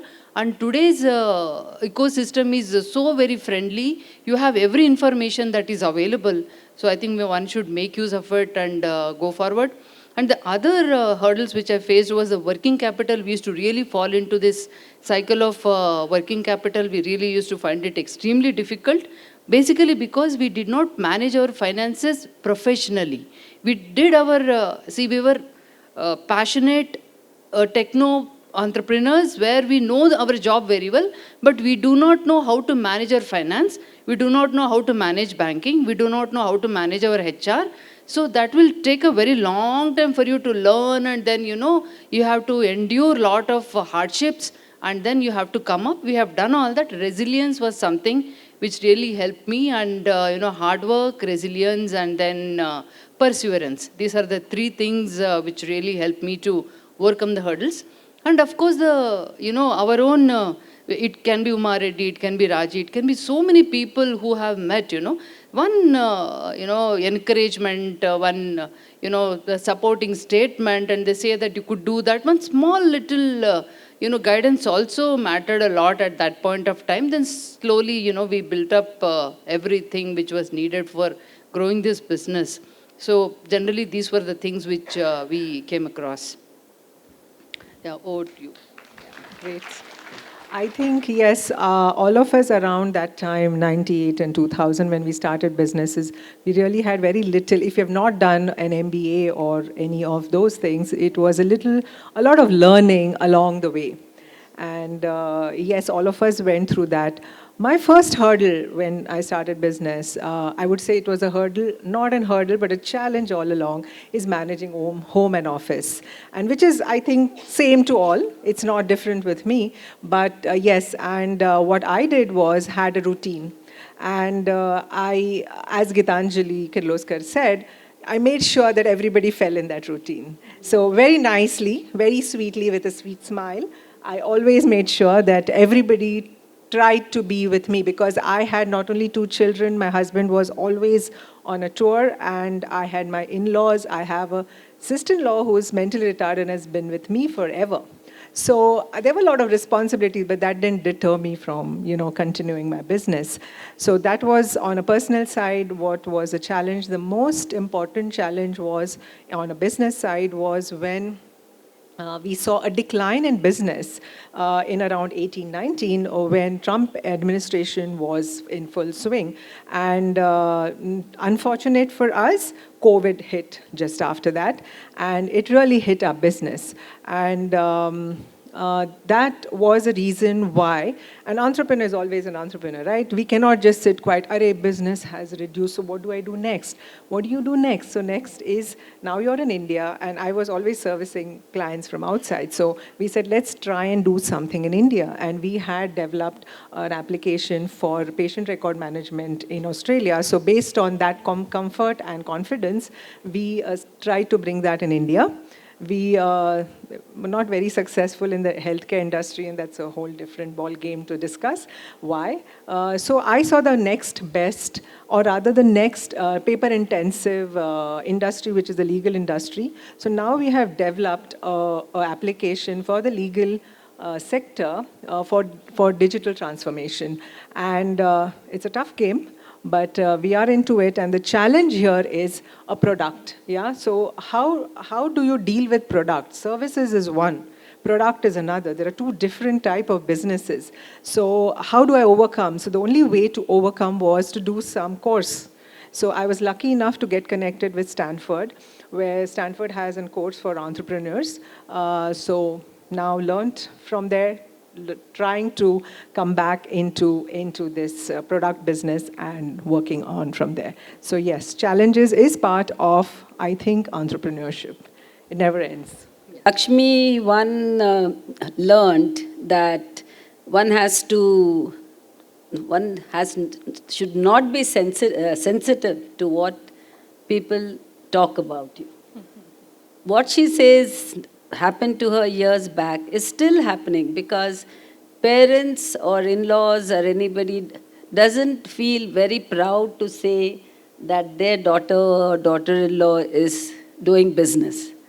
That is something which, if you're a successful businesswoman, it's different. But if you're just a startup, I think you don't get any encouragement even now. It must have happened to her then, and even now it happens. Just yesterday, I met a lady. I asked her, because her son recently got married, I asked her, what is your daughter-in-law doing? She said, no, she's not doing anything. She's sitting at home. But when I met the daughter-in-law incidentally, she told me she was an entrepreneur. So then I realized when she was talking that maybe the mother-in-law did not want to share that her daughter-in-law is just, starting business. So that is something, is the societal pressure one has that, doing business is something not to be shared. But if your daughter is doing something good, like she's abroad and she's a doctor, engineer and all, you can proudly say that. So she has overcome that pressure. And Radhika has also talked about planning. One has to, it's not enough if you do a business, but we need to do a planning. And just today, I got a phone call from an organization in Mumbai who said they would like to train women entrepreneurs how to set up business. It's not just have an idea and jump into it, but how that idea could be implemented. So probably for some startups, UBUNTU Consortium can train them or show the way, path, how they could be entrepreneurs. And Pratibha has talked about diversification. Once a business fails, we should not be disappointed. For a minute, we are disappointed, but then you diversify. So now I think the rest of the women would, before they leave, before they are in a hurry to go home, I think we should wind up. And I just wanted to club two questions. Now, how do you feel now that you people have succeeded? And, you have shown your thumb to the people who criticized you. And how do you feel? And you are now the role models for the youngsters, the new startups coming into business. And what would you like to tell them, a message for them? How do you feel? What's your turnover? And what is Actually, whoever discouraged, especially in my relation side, most of them are working with in our company.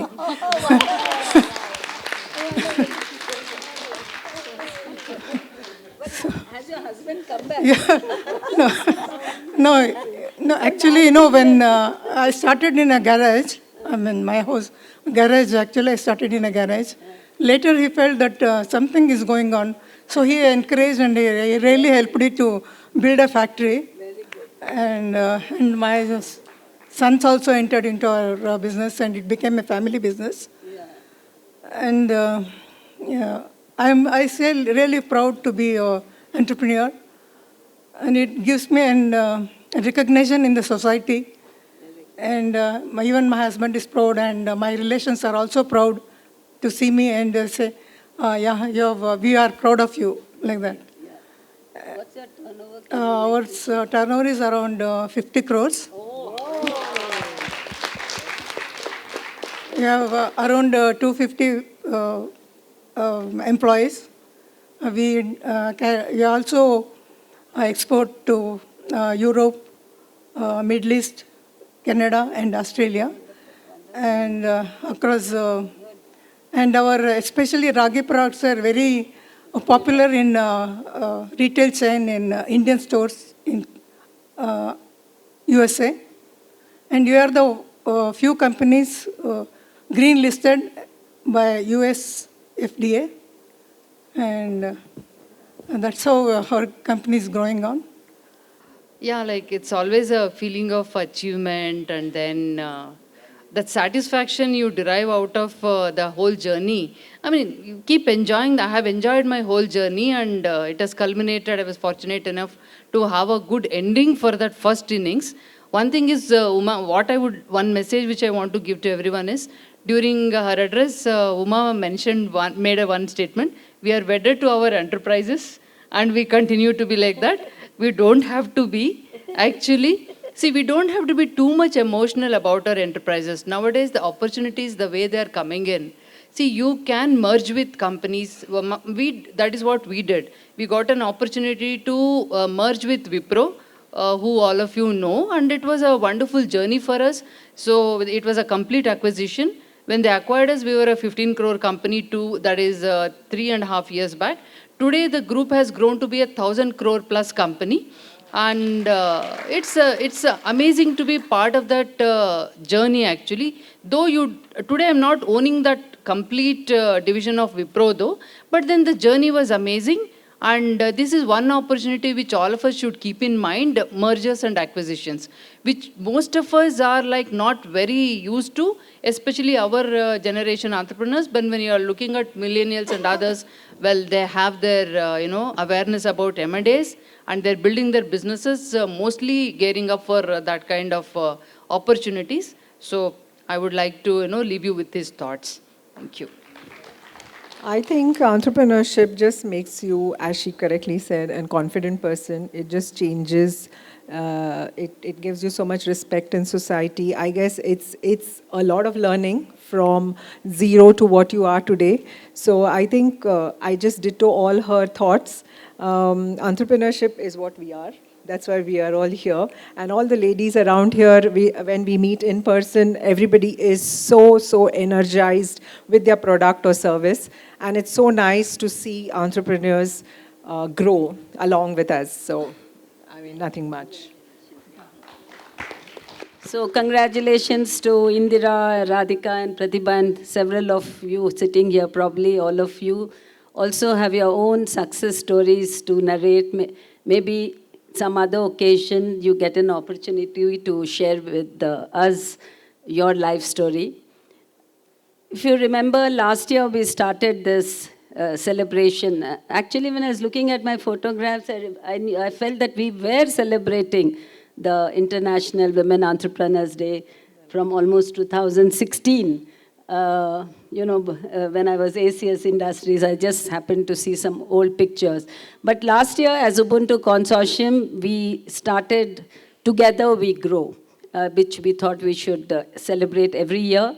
And this year, because of the various, gym and ITBT and all that stuff, we thought, we couldn't have another big show. But this has compensated for that. And Uma was very keen that we should do this Together We Grow. But since we're doing with FKCCI, we can't call it. But together, all of us have come. And it's a very interesting, I always like to listen to people's journey, life stories, success stories. I get inspired listening to each one's story. In fact, I watch a lot of success stories and life journeys on Facebook also. So it was very interesting for me personally to listen to all the three of them. And I should say kudos to them, because they started business when there was nobody to guide them. And there was no Ubuntu Consortium to help them. And before I close, I would like to say a few words about our consortium, because we need to publicize what we are doing. And all the problems which they narrated, we as a consortium would like to serve the women entrepreneurs. It's a consortium of women entrepreneurs associations.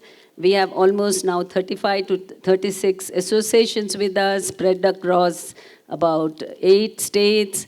But most of our associations are in Karnataka, And we were, fortunately for us, thanks to Uma who pursued, and we got our registration on March 8th, 2019 on the International Women's Day.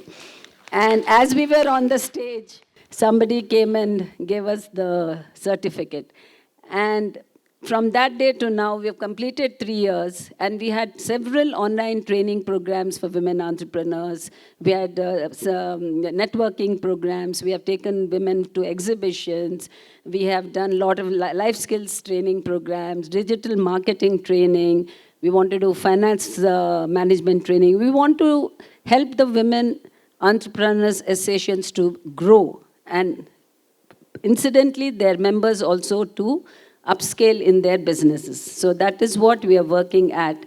And I'm glad that many of the women present here, not present here, have directly or indirectly benefited by the service given by UBUNTU Consortium. And I'm happy to say that we have so far not charged anybody for anything. So we never charge, and it's only our passion to work for women entrepreneurs that has kept us going. So thank you, everyone. And if anybody in the audience would like to ask questions to the panelists. Thank you very much for such enlightening and true story sharing, which is extremely powerful. My name is Prem. I run a company called Sky Management Service LLP. We coach, counsel, and train top management and core teams. And for Pratibha, I have an input. On the legal front, particularly the artificial intelligence is doing a lot of work. And in that IA, if you get onto a product which gives better advice than the best experts in the world. So artificial intelligence is the way to go, particularly since you're looking at product. So I thought I'll give you the input. And we are here to serve any person, just to get to their strategic level, how to go to the next level. So I'm very happy to be here, and I look forward to meet each of you as much as I can. Thank you. My name is Hasmita. So, yeah. So the thing is, I mean, it's not I don't even know whether I can ask this question or not. So I'm 28 years old and I'm unmarried, and I run 2 small companies. One is a travel and another is a digital marketing company.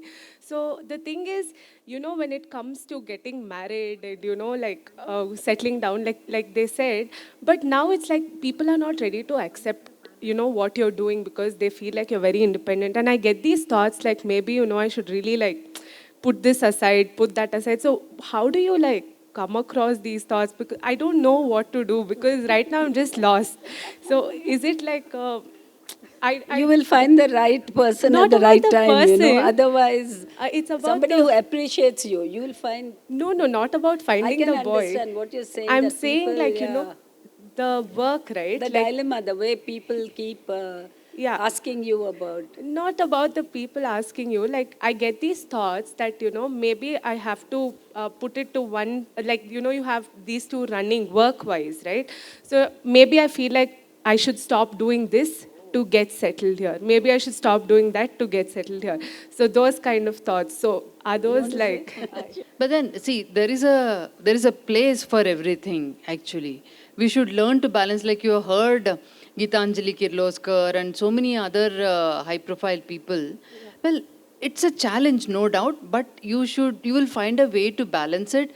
Well, if you go in only one way, the other compartment will be empty.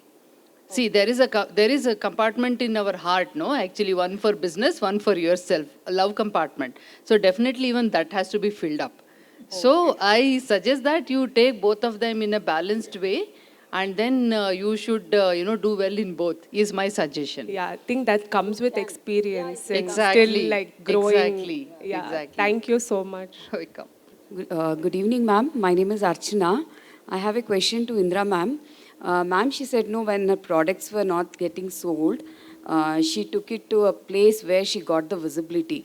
So can she describe, she can put more light on that, in which place she kept that she got the visibility, and how she, for visibility, what she did, some little light on that. Only project stars were there when I started. So when I kept the products there, they wouldn't sell. They would charge more, margin and all. And so many places I kept and I brought it back. Then I thought, what should be done? When I realized if I kept the product in a place where people can see and take the product in the hand and study that. So then flashed to me that Janta Bazaar is the best place.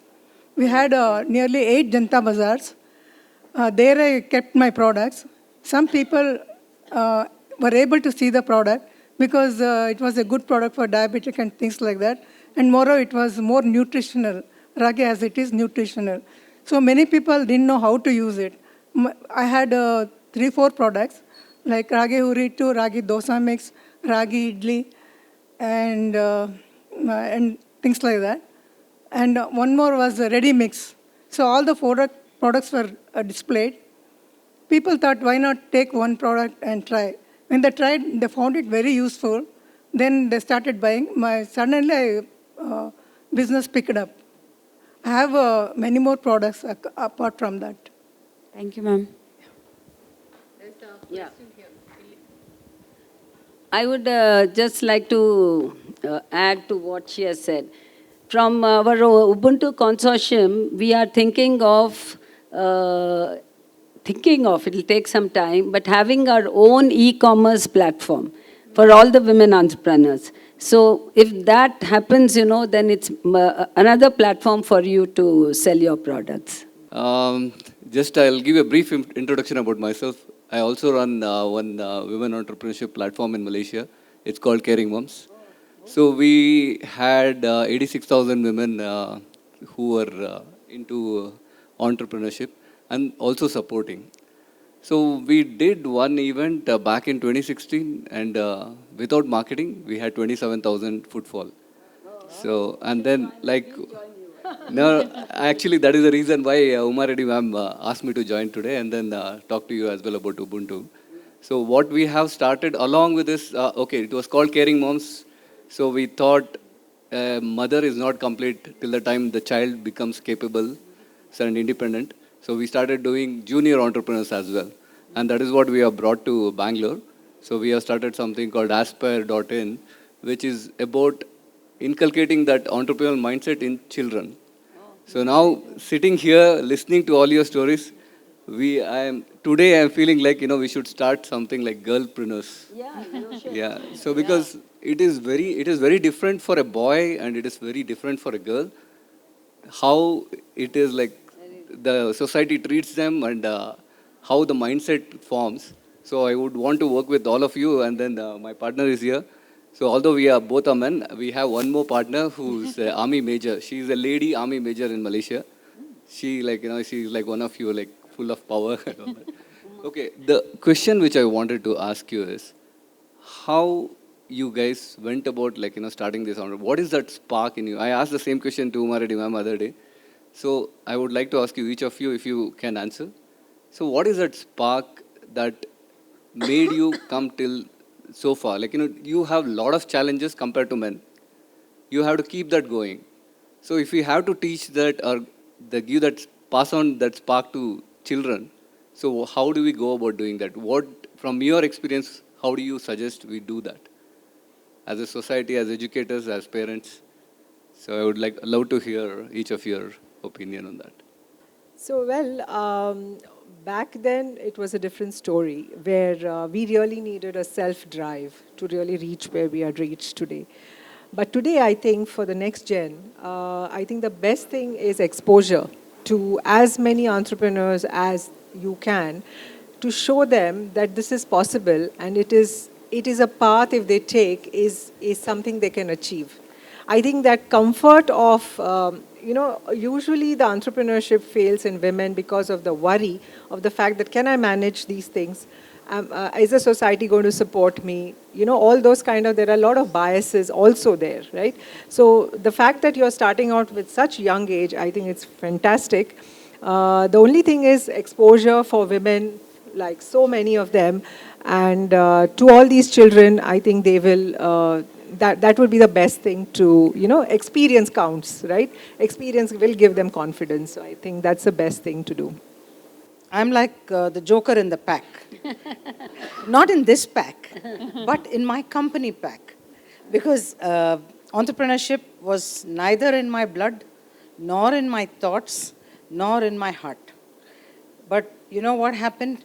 All this was in my husband's body and mind. He was raring to go. He had a set of friends. They said, let's start a company. He's a foreign educated electronics engineer and all that. And I'm an English student from Chennai who was working in a company and a multinational on various jobs. And they all got together. And, there is this odd man they need, no, to start a business, the 7th or the 9th person. So they were stuck. They said, we don't have anybody. Hey, call your wife. I said, what? I don't even know what you're talking about. You want to manufacture electronic telecom equipment. I don't know what it is. Of course, I've used a phone and a telephone exchange, but that's about it. He said, don't worry. We'll take care of everything. You just have to be there and sign when we ask you to sign. And go to the bank and say, yes, I'm a director of the company. So I said, wow, that sounds wonderful. So I said, okay, fine. Anyway, I had quit my job after 10 years with the multinational. And then I became a director of the company and I was so proud. I said, oh, wow. But little did I know what I was in for. Everything was going well till one day you stumble and then you fall, And then literally the men just gave up. They were so scared of court cases, they were scared of the police coming to the doorstep, and then my husband had to quit this post and go and get a job. All of them left. I was left there holding the baby, and can I throw the baby or the bath water? Neither. So I had to stand there and face the whole gamut of nonsense which came up. But thankfully, I think somewhere I had some spark in me which suddenly blew up into a fire. And I said, okay, hang you all, I will handle the whole thing. So that's what happened. And then now it's a 36-year-old company, by the way. And I have been now heading it for the past at least 15 years, I think. I don't know. It seems like it was yesterday. But then, yeah, it has been one hell of a journey. I think most people know about it here. My friends know, because anybody who wants to be an entrepreneur, I always say, please be ready for the other side.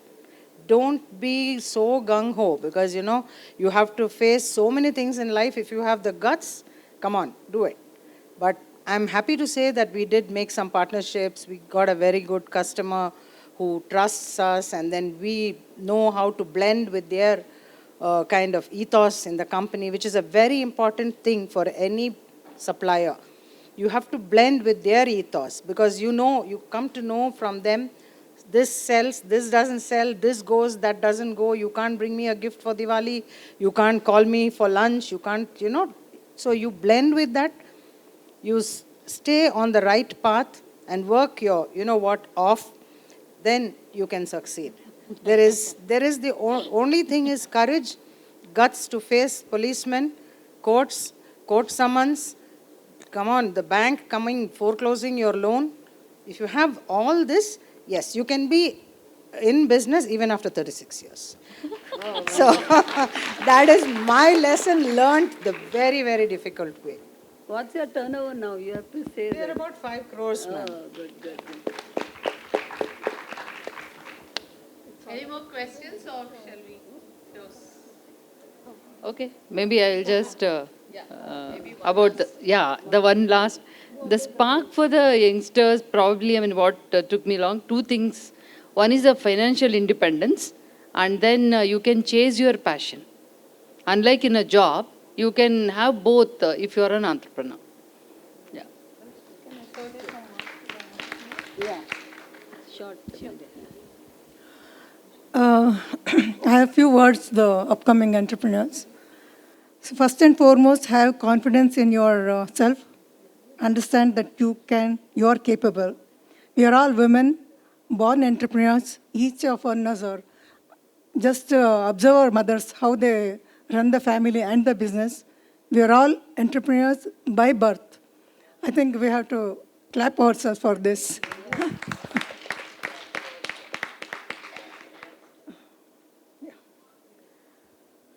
I love what you Love your chosen field. Passion, commitment, perseverance, positive attitude is what makes success. Nothing comes easily, and nothing happens overnight. There is no startup business which has become successful overnight. Results happen over time, not overnight. Please remember that. Face failures and disappointments bravely in your journey. Find solutions and options for the problem. As Dr. Abdul Kalam said, fail means first attempt in learning. At every step of our business entrepreneur, we will be learning. Every failure gives us a lesson to learn and go ahead. Deliver value, not just quick profit. Remember that. Ensure your company delivers real value to the money the customer pays. Very important, take care of your mental and physical health because you will be doing multitasking, family and business. Thank you. So thank you very much for the patient sitting, and thank you very much for the lovely thoughts. So you saw it all, how they braved the storm and how they emerged triumphant. So now I hand over the floor to Uma Reddy ma'am to wrap up and share in her impressions.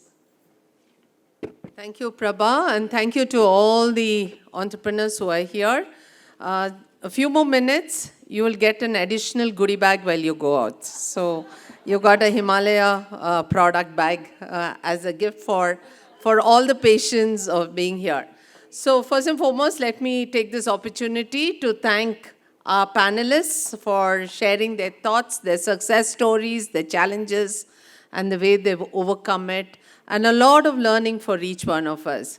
So, and of course, it had to be spearheaded by none other than our own rock star again, Madam Ratnaprabha, who very eloquently asked all the many questions and got the responses from our panelists. So on behalf of FKCCI and UBUNTU Consortium, I'm going to request our past president and advisor to the Women Entrepreneurs Committee, Mr. K. Lakshman, to please hand over a memento to our chairman, Ms. Ratnaprabha, as a token of our appreciation.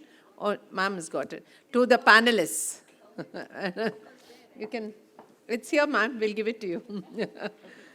Good. To Pratibha Nakil. That's it, yeah. One photo up. Thank you, Lakshman.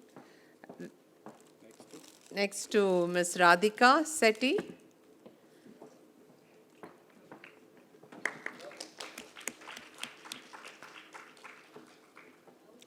And a token of our appreciation to Indira Chennegowda. I remember Indira when she joined us in a wake with her EDP, and she started in the incubator and her growth journey to date. Thank you, Lakshman. Thank you for doing the honors. And a very, very special thank you to all the entrepreneurs who have taken time, who stayed to listen and be with us on this very important day of a celebration of Women's Entrepreneurship Day. A big thank you to all the panelists and also our speakers who have left for the day, but who were here for the inaugural session. A big thank you to all the men who are here with us till the rest of the day. The gentlemen who are here, thank you for supporting and encouraging. And a big thank you to all the presidents and secretaries and office bearers of all the associations who have shared this information with their members and got their participation. An even bigger thank you, let me say, is to the staff of FKCCI, our team, Rakshita, Vijay, Parshuram, where are all of them? Bhagya. They have put this whole act together within a week.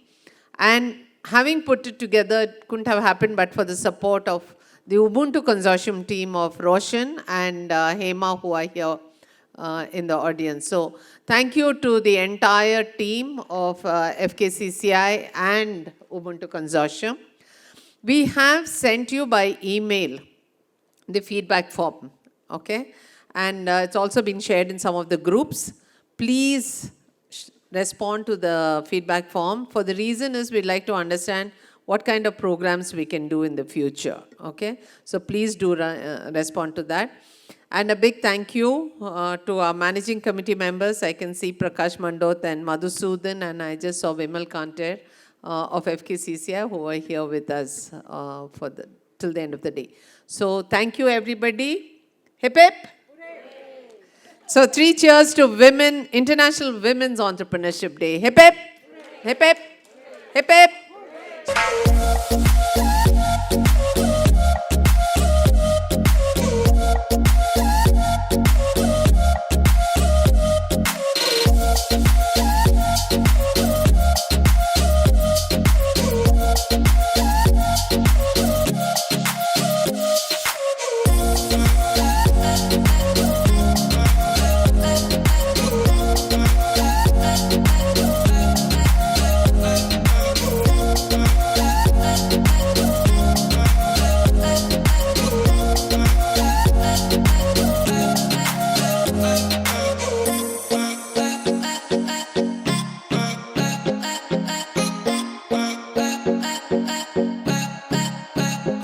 Ladies, I actually take this opportunity to thank Prabha. Prabha actually works with VTPC. I'm sure all of you have heard of the Vishweshwaraya Trade Promotion Center. She works with them, and she readily agreed to anchor our session. You know, so it was really, really nice of her. And she did an amazing job. I had seen her in one of our events. So a special thank you, and I request Ratnaprabha ma'am to give her a token of our appreciation. Ma'am, to Prabha from VTPC. Great job, Prabha. Thank you so very much. A big round of applause for Prabha.